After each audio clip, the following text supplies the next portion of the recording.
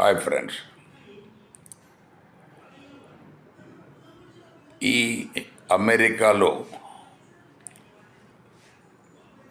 ఈ మధ్య జరిగిన ఎలక్షన్స్లో 5 మంది డెమోక్రాట్స్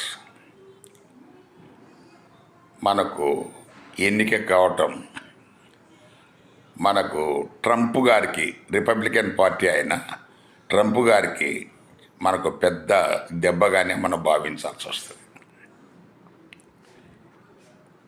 మనకు ఈ న్యూయార్క్ నగరం మేయర్గా కూడా మన డెమోక్రాటిక్ సోషలిస్ట్ మన మీరా నాయర్, మన సినీ డైరెక్టర్ అండ్ ప్రొడ్యూసర్, మన కేరళకు చెందిన ఆమె భర్త కెన్యా అనుకో ముస్లిం. సో ఈ మంతాన్ని ఆయన ఈ వాజ్ ఎలక్టెడ్ 34 years యువకుడు.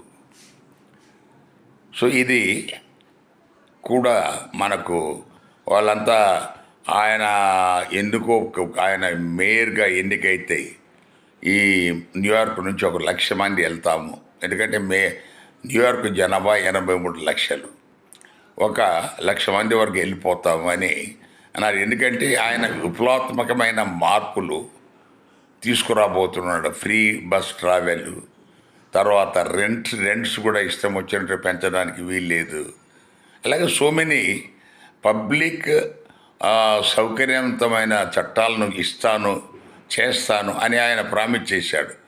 అది క్యాపిటలిస్ట్ మెంటాలిటీ ఉన్న అమెరికన్స్కు చాలామందికి అది రుచించదు. ఎందుకంటే వాళ్ళే బలపడాలా, తక్కిన వాళ్ళ దగ్గర పనిచేయాలనే యాటిట్యూడ్లో ఉన్నవారు. ఎనివే మనకు ఇలాగా భారతదేశంలో కూడా అలాంటి మార్పు త్వరలోనే వస్తుందని చెప్పేసి ఆశిద్దాం. Thank you.